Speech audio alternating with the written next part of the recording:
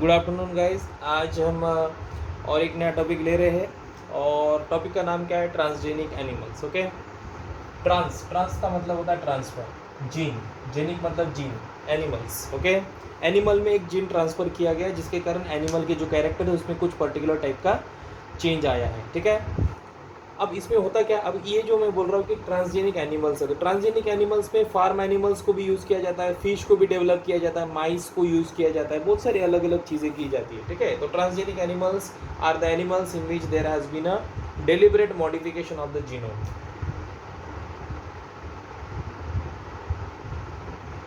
Deliberate modification of genome. हम genome को है ना, एनिमल्स के जीनोम को क्या करेंगे? मॉडिफाई करेंगे। ओके, और ऐसे एनिमल्स बाद में अलग अलग फील्ड में है ना, deliberate modification genome of animal and such animal then use in toxicology research. अलग अलग टॉक्सिकोलॉजी रिसर्च में यूज़ किया जाता है, मेडिकल फील्ड में यूज़ किए जाते हैं। ठीक है, इसके बाद फार्मा सेक्टर में भी यूज़, फार्मास्यूटिकल इंडस्ट्रीज़ में भी यूज़ है इनका, है ना। सो अब इसमें मैं आपको बता देता हूँ एक दो कैसे इसको किया जाता है। ठीक है, मान के चलते हैं कि दैट एक रैट है मेरे पास। ओके, मैं रैट नहीं निकाल रहा हूँ, मैं उसके रैट की जगह पे एक बॉक्स निकाल रहा हूँ। मेरे पास एक रैट है जिसका कलर कैसा है? ब्लैक है। और वो कैसा होता है? थोड़ा सा, ये जो रैट होता है कैसा रहता है? एरोगेंट रहता है, थोड़ा बहुत, है ना, गुस्से रहता है, भागता है इधर उधर। ओके, अब क्या करते हैं, कलर एक है ब्लैक और एक है एरोगेंट। हम क्या कर देते हैं, इसके डीएनए में इस प्रकार का मॉडिफिकेशन करते हैं कि ये जो रैट बन जाता है आगे जाके ना, वो उसमें क्या आ जाता है? एल्बिनिज्म आ जाता है। मतलब वो कैसा दिखता है? पहले ब्लैक दिखता था, अभी कैसा दिखता है? वाइट। और हमने उसके जीन में ऐसा मॉडिफिकेशन भी कर दिया जिसके कारण वो शांत हो गया, है ना। तो पहले कैसा था? एरोगेंट था, अभी कैसा हो गया? काम हो गया, शांत हो गया, है ना। अब ऐसा करके हम रैट को मॉडिफाई करते हैं। अभी ये वाला जो था वो ब्लैक रैट था, इसको फिर क्या कहेंगे अपन? एल्बिनो रैट बना दिया हमने उसको। ये भी हो सकता है। इवन ये भी हो सकता है कि आप एक काम करें कि आप एक पर्टिकुलर फिश को ऐसे डेवलप करें, है ना। जैसे कि मान के चलते कि that I have a fish.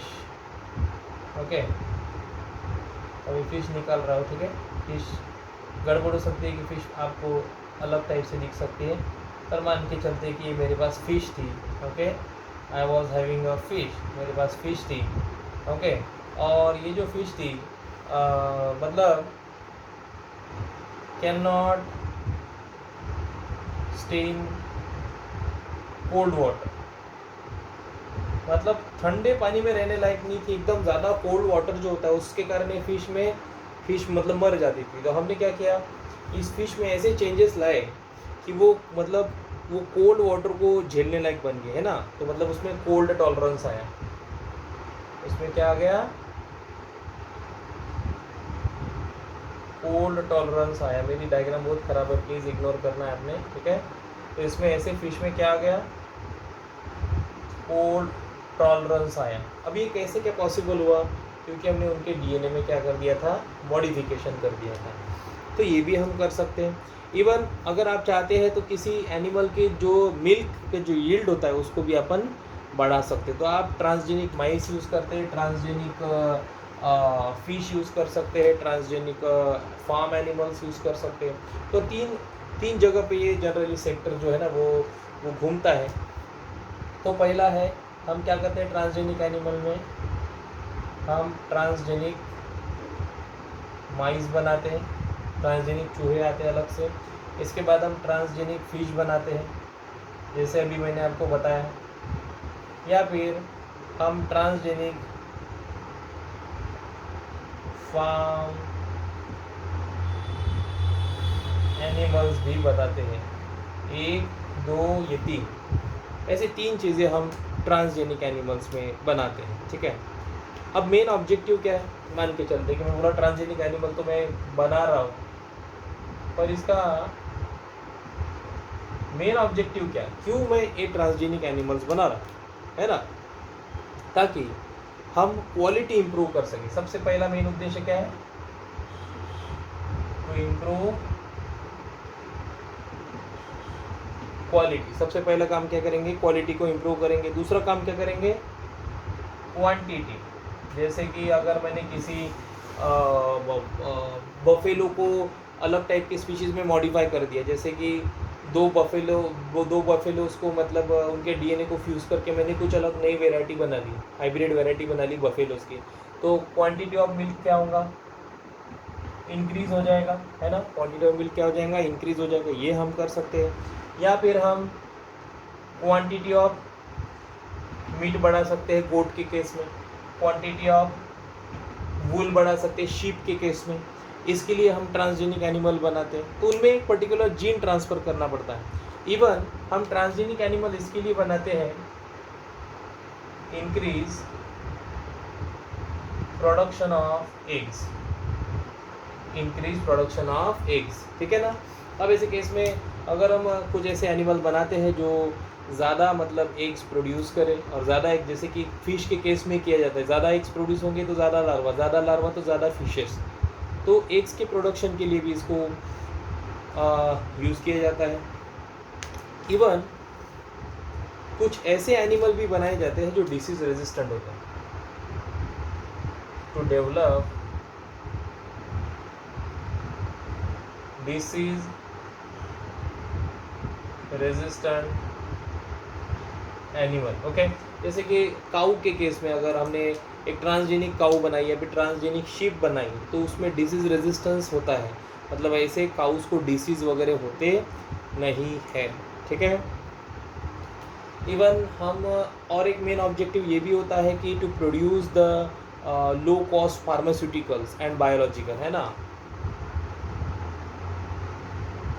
Low cost biologicals production. अब इसका मीनिंग क्या है? जैसे कि अभी मान के चलो कि हमने कुछ ऐसे हॉर्स बनाए, और उस हॉर्स में अगर मैं एंटीडोट डेवलप करना चाहता हूँ, किसका? स्नेक पॉइजन का, तो मैं वो भी कर सकता हूँ। तो ऐसे केस में मैं हॉर्स में उस टाइप के चेंजेस लाऊंगा ताकि वो हमारा जो ऑब्जेक्टिव है उसको अटेंड कर सके, है ना? ये हो सकता है, क्योंकि ये इसके लिए हम, ये ऑब्जेक्टिव है, मेन ऑब्जेक्टिव हमारा कि ये हमको इसलिए करना है, ठीक है? अब हम ये देखते हैं कि ट्रांसजेनिक फार्म एनिमल्स जो होते हैं वो किस किस पर्टिकुलर चीज़ के लिए हम यूज़ कर सकते हैं, ठीक है? मैं यहाँ पे भी उसके बारे में थोड़ा बहुत डिस्कशन करता हूँ। जैसे कि मैंने बोला कि हमने तो ये मेन ऑब्जेक्टिव तो जान लिया, लेकिन ट्रांसजेनिक फार्म एनिमल्स जो होते हैं,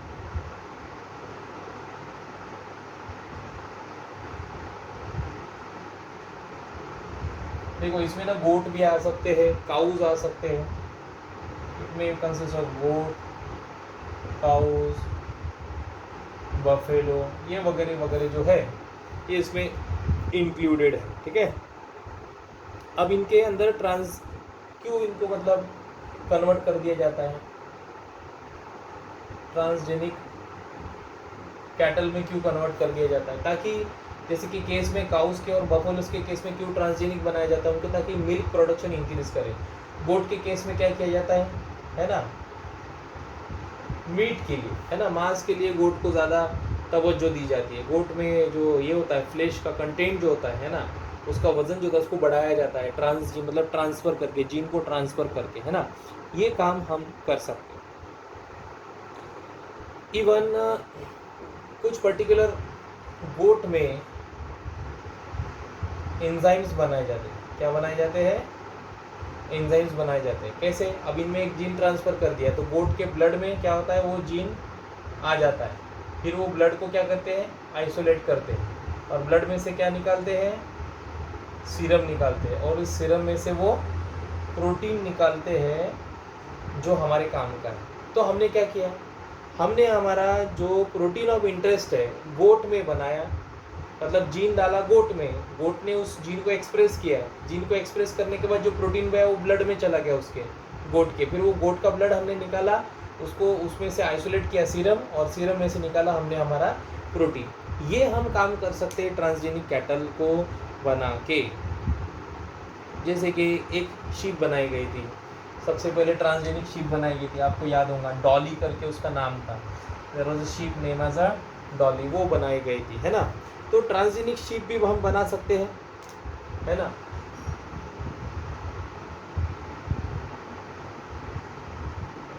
ट्रांसजेनिक शीप बना सकते हैं, दो चीज़ों के लिए बनाते हैं शीप को, एक है वूल, ठीक है, एक है वूल और दूसरा है मीट, इसके लिए ट्रांसजेनिक शीप बनाते हैं। तो वूल प्रोडक्शन जो बाद में अपन कपड़े वगैरह पहनते हैं उसके विंटर में थोड़ा प्रोटेक्शन मिले, ठीक है। इवन जो शीप्स होते हैं उनको एज अ बायो रिएक्टर भी यूज़ करते हैं, use as a bio reactor. नाम सुनने में बड़ा खतरनाक लगता है लेकिन ऐसा कुछ नहीं है। क्या होता है बायो रिएक्टर का मतलब, क्या होता है, एक बड़ी मात्रा में एक पर्टिकुलर प्रोटीन को बनाना। अगर मैं ट्रांसजेनिक शीप बनने के पहले वो क्या रही होंगी, ऑफकोर्स एक जाइगोट रही होंगी। तो मैंने क्या किया, जाइगोट का फिर बाद में पता है तुमको क्लीवेज होता है, क्लीवेज के बाद इम्प्लांटेशन होता है, फिर उसका एम्ब्रियो बनता है एंड फिर उसको जन्म, उसका पार्चुलेशन होकर उसका जन्म होता है। बट अगर जिस दौरान उसका जाइगोट बना उसी के दौरान अगर मैंने मेरा जीन ऑफ इंटरेस्ट अगर डाल दिया तो शायद वो जाइगोट जो रहेगा आगे जाके जितने भी सेल बनाएगा उसमें वो वाला जीन रहेगा और वो जीन का प्रोडक्ट आपके ब्लड में आपको मिलेगा। तो उसमें क्या हुआ, एक बायो रिएक्टर जैसे काम किया ट्रांसजेनिक शीप ने, ओके। और फिर वो प्रोटीन को आइसोलेट करके उसका मतलब सीरम को आइसोलेट किया और फिर मैंने उसमें से प्रोटीन आइसोलेट किया, that will be a good, okay. इसके अलावा बहुत बार ट्रांसजेनिक एनिमल्स को एक ट्रांसजेनिक बबून्स होता है, बबून आपने एक बंदर का नाम है, आपको सुना होगा कभी। ट्रांसजेनिक बबून्स वगैरह जो है ऐसे मंकीज़ को मतलब ज़्यादा नंबर में ग्रो किया जाता है। बबून्स वगैरह जो होते हैं, बंदर जो होते हैं, इनको ज़्यादा उसमें ग्रो किया जाता है, फिर ये ह्यूमन ट्रांसप्लांट के लिए यूज़ किए जाते हैं, यूज़ फॉर ह्यूमन ट्रांसप्लांट। अब ऐसा क्या होता है मालूम है कि बबून का जो हार्ट होता है वो ह्यूमन को दिया जा सकता है, it can gives to the humans को वो हार्ट दिया जा सकता है। तो हम बबून को भी ज़्यादा नंबर में ग्रो कर सकते हैं, ठीक है। तो ऐसे अगर मैं किसी दूसरे एनिमल का हार्ट निकाल के ह्यूमंस को लगाता तो ऐसे ऐसे ट्रांसप्लांट को क्या कहते हैं हम, जीनो ट्रांसप्लांट या फिर जीनोग्राफ्ट। जीनोग्राफ्ट भी उसका नाम होता है ना। आप जीनोग्राफ्ट बोलना जीनो ट्रांसप्लांट बोलने से अच्छा, ठीक है। तो एनिमल उसके लिए भी बनाते हैं। अब इसके अलावा हम ट्रांसजेनिक चिकन भी बनाएं। क्या बनाएं, ट्रांसजेनिक चिकन। अब ट्रांसजेनिक चिकन क्यों बनाएं, ऐसे जो चिकन होते हैं उनमें जो कोलेस्टेरॉल का लेवल होता है वो कैसा होता है, कम होता है। कोलेस्टेरॉल का लेवल कैसा होता है, कम होता है। स्टेरॉइड का लेवल कैसा होता है, कम होता है। फैट का लेवल कैसा होता है, कम होता है। ऐसे चिकन हम डेवलप करेंगे तो उससे क्या होगा, कोलेस्टेरॉल बढ़ेगा नहीं, है ना।